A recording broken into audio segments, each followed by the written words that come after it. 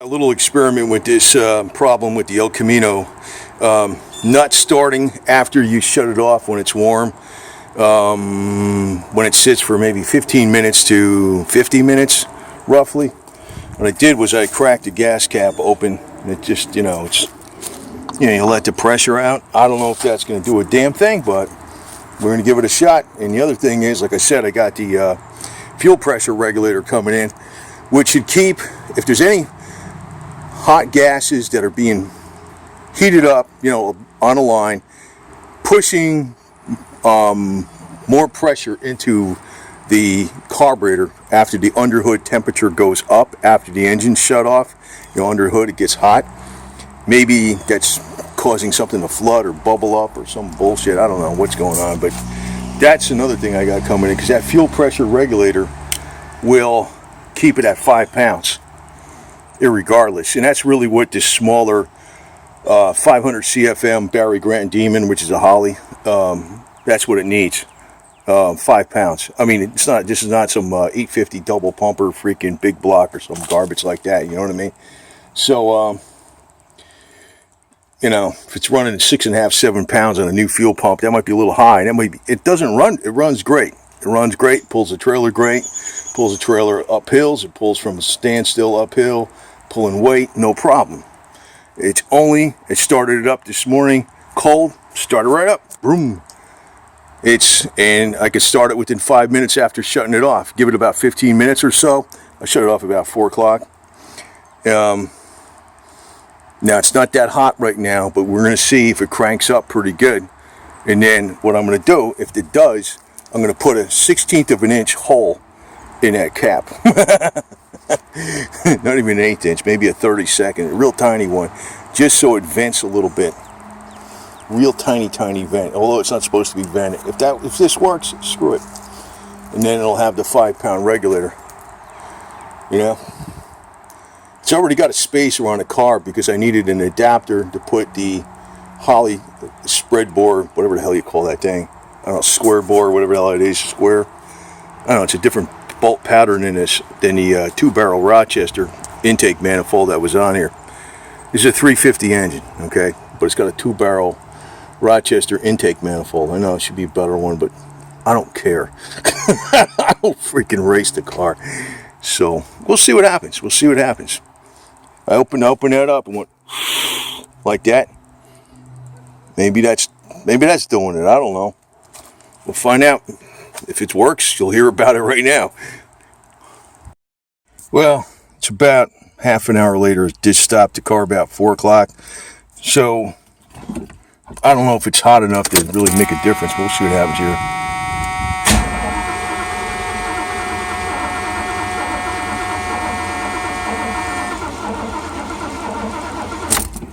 Yeah, it's still screwed up.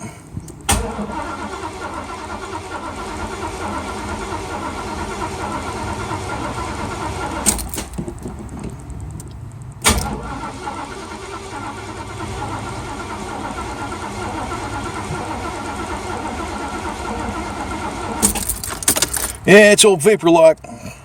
Oh well. Well, here's a damn good indication of the problem. See the fuel? It's bubbling up. See that? It smells a little like it's flooded. So the hot fuel is being pushed into the carburetor, and it's probably flooding it. See that? The engine's not running. Look at that crap, man. See the bubbling? It's like it's percolating or some garbage.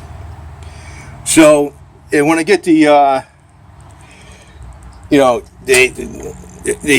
fuel pressure regulator, it's going to go in here, which will keep that at 5 pounds. So, I don't know what kind of pressure is going on in here, man. It's probably a lot, man, but I don't know. Look at that shit.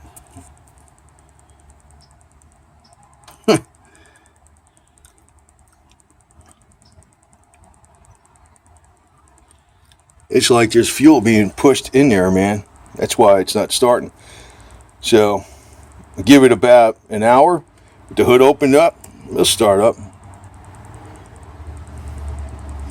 Bet you that fuel pressure regulator will fix it. That's heat, man. And the only place I can see the line is close is right there. Right there. Which, that's how it is. I mean, that's how they made the damn thing. It goes behind the alternator. It's how they made it. It's been like that. But I don't think the Rochester carburetor had the stock carburetor could probably handle that better. And there's no heat riser valve on this. There's no flap it's got a bypass. It doesn't have one. These Hollies don't like this crap. So this I just put on here probably, I don't know, a few weeks ago. That's the first time I noticed that. Man, look at that shit. It's actually telling me what's wrong right here, man. It's like gas is flowing through this damn thing, and I'm not even... That's probably why the mileage sucks, too. Maybe I'm pumping like a freaking half a gallon or a quart of gas down here, some garbage, you know? And once... let me see if I uncook this thing. It's still... Let me see if I just do this.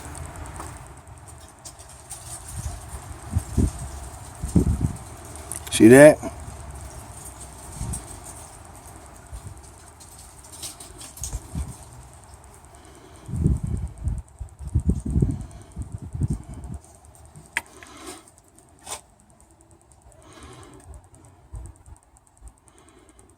It's bubbles. Now it's letting the air out of there.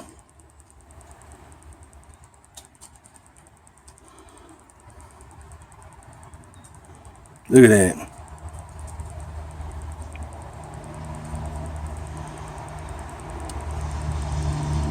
See, I just cracked it open, you know? Like, that's not on there super, super tight, you know? It don't need to be.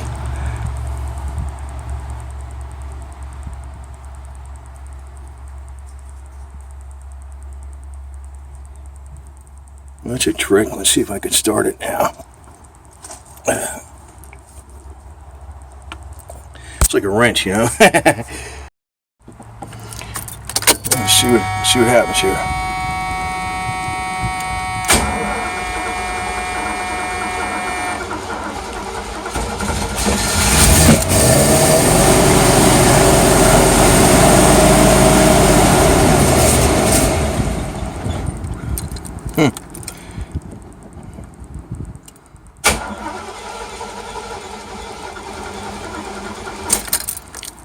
Let's see if we got the bubbles in there again. That's telling me what's going on, man. That's for sure.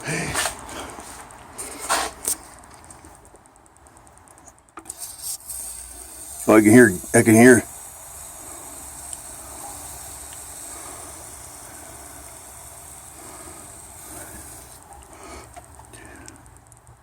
There's no gas in here, though.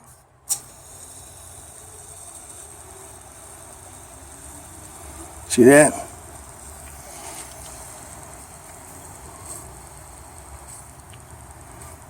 See that? Look at it go. See it?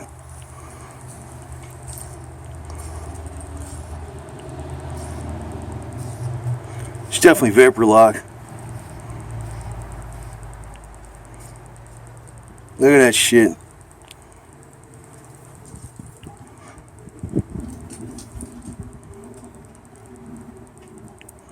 Gas is bubbling up.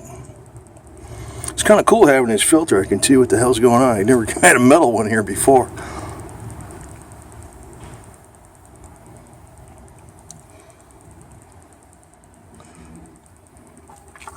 So, I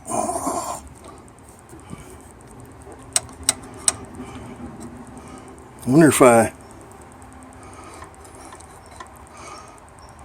that's resting against the intake. You know what I need to do? I need to crack that open and get this moved away from there. And that's what after the engine cools down, get this is touching. See that? Not that that's really supposed to be a problem, but it could be it.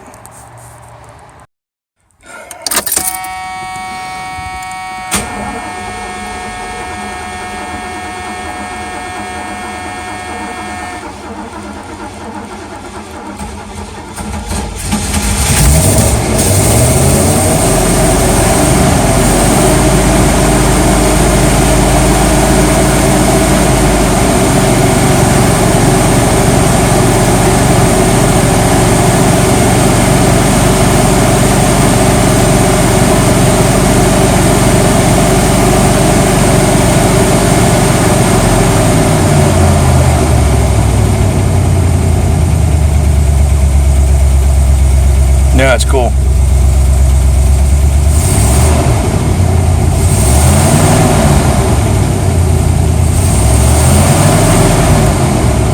Yeah, I'm gonna try moving that line. Maybe when it's touching the intake manifold, maybe that's a problem right there.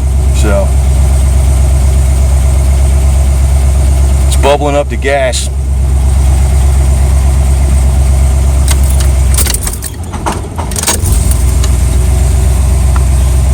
It's idling a little high. That's what, you know. That's what I want to do it. So we'll get that straightened out tonight. I'll get that straightened out as soon as the damn thing cools down. I'll freaking move that line over here.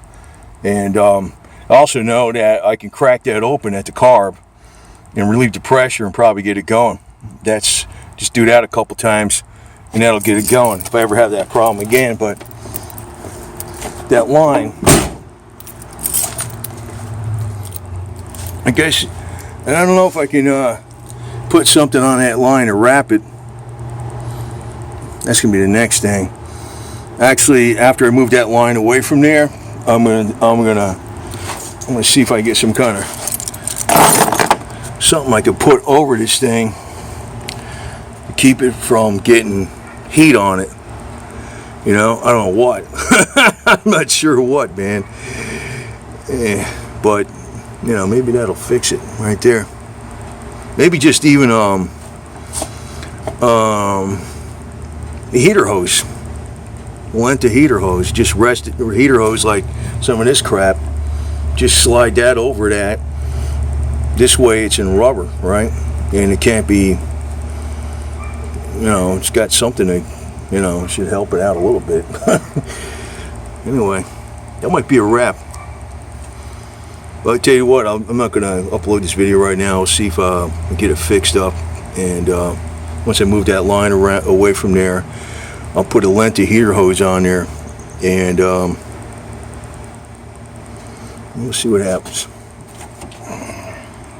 Little junk that you really got to watch for, because you can have a brand new motor and still be doing this garbage. So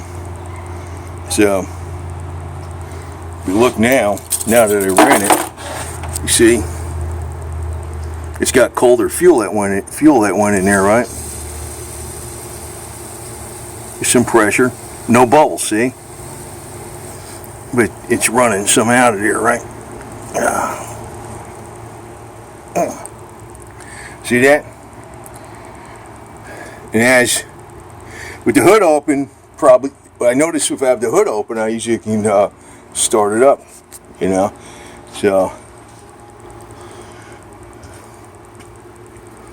I think this damn thing is a problem here.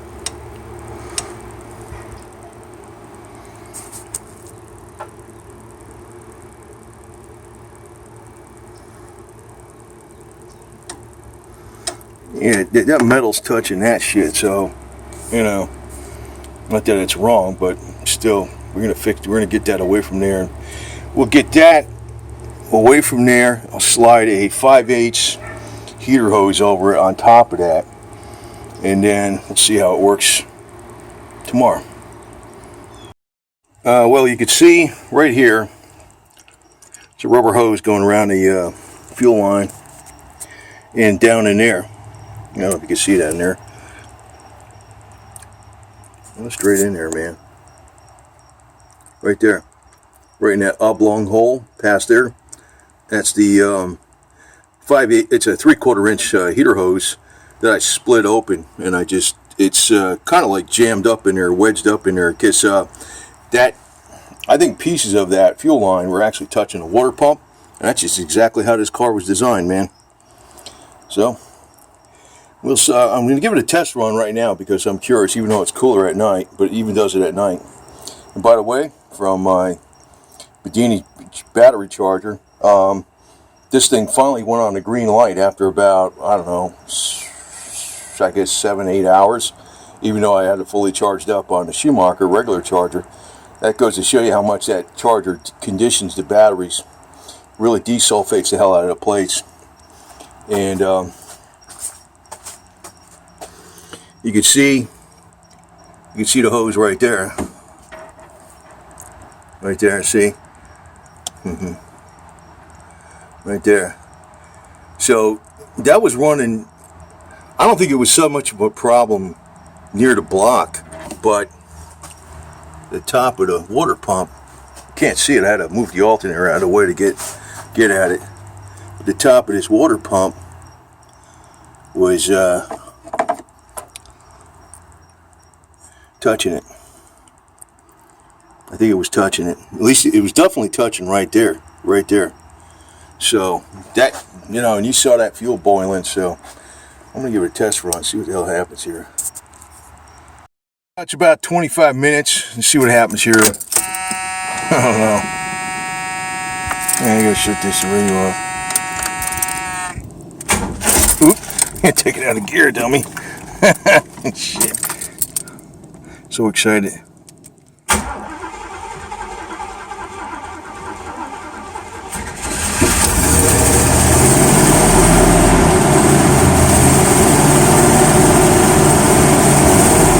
Started.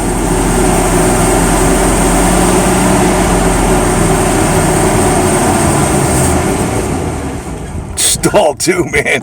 Son of a bitch. A little bit better.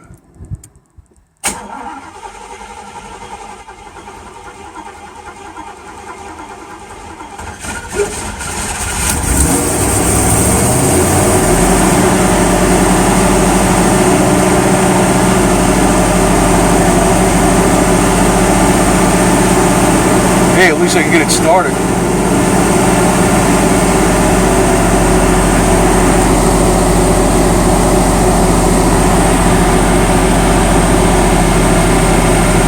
And you can see my speedometer needle, right? Pretty good. Pretty legible.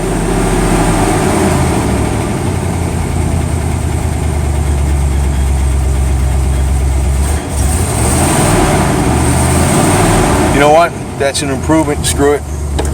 I'll take that.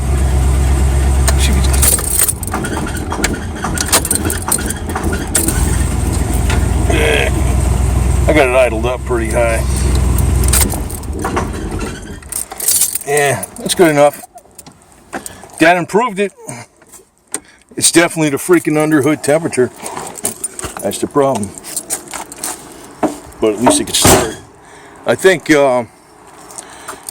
possibly when I get the fuel regulator thing in there, pressure regulator, it'll keep fuel at 5 pounds. So if it gets a lot of heat in there, what it's between from the line from the fuel pump to the carburetor, that's where the fuel is heating up. Maybe some of that fuel is going to 20 pounds because of the heat, and then it's getting past the needle valve and the float, right? But that at least started.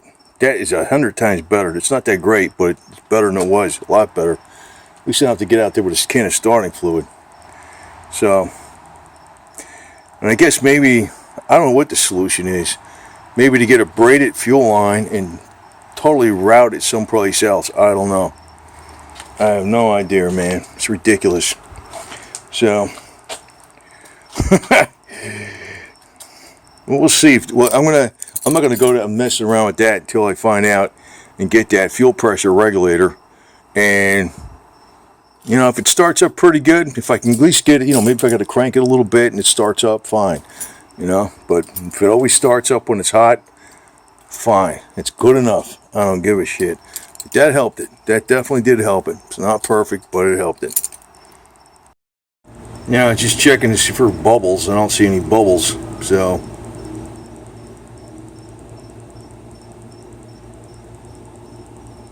You know what? I think that part is fine. So now what I'm thinking is I need a spacer for the carburetor. Even though there's an adapter on there, I need a one of those phenolic resin spacers that is, you know, like plastic. That's like an insulator from the carburetor. So maybe, you know, I think this part I solved. There's no bubbles. I don't think the fuel pressure regulator is going to do crap, tell you the truth. I need the phenolic resin spacer for the carburetor. That's what I need. But one thing at a time. I'll get this figured out, man. I'll get it. Actually, this did improve it a lot. Notice no bubbles. Nothing, right? No bubbles. See that? So there's no problem with this line.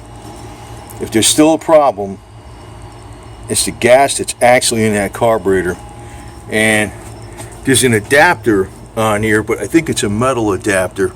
So it's got an extra gasket, but they got these spacers that are like a resin. I don't know, phenolic resin or like that thick. That really insulates the crap out of the carburetor from the intake manifold. And I probably need to put one of those damn things on there. And once I do that, I think I'll have zero issues. And I think I want to do this because when you're in traffic and it's 95 degrees out, I noticed the carb, if it's idling a real long time, it kind of gets loaded up or some crap.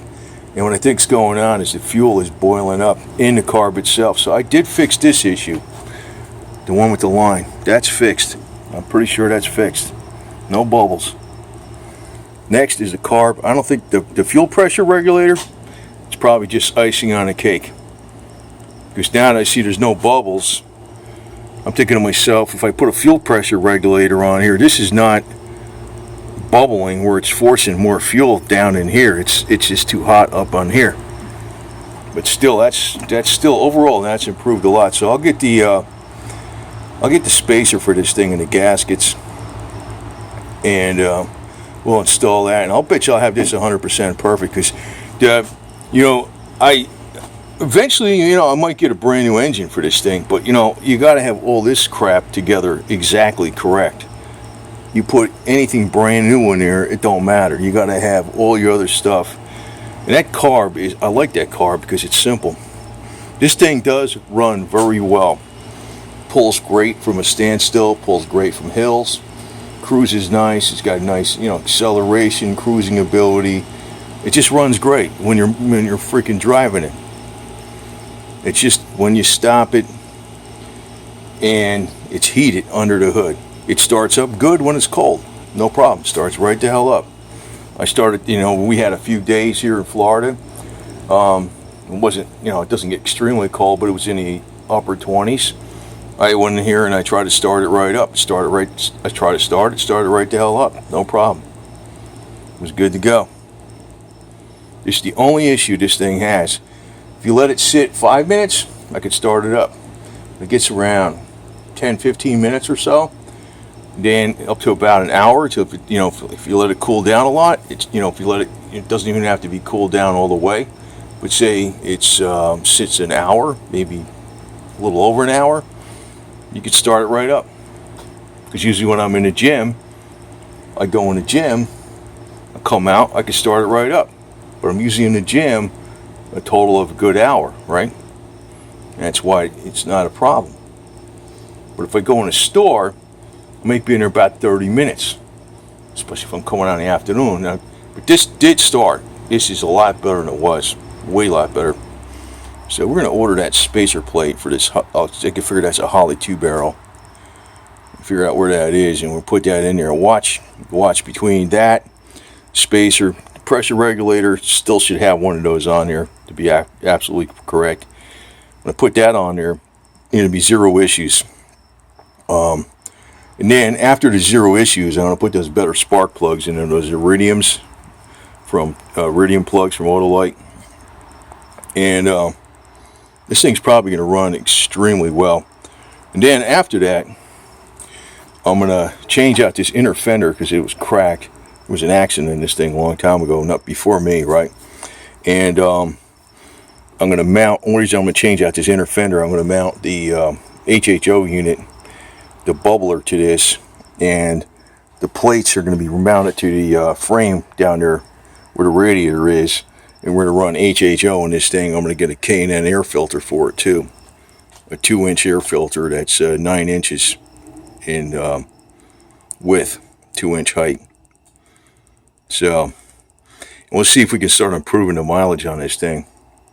And once I start getting all these details done, you know, if I want to change the whole engine, then I might just get a whole brand new 350 from GM. Maybe, you know, it depends. You know, I don't really need one, but maybe I will do that. I'm not sure. But yeah, this is getting it narrowed down. That's a good tip, because if you got one of these things, you could see what's going on, at least with the fuel line. Now, the carb I think is too hot, so that's the other problem.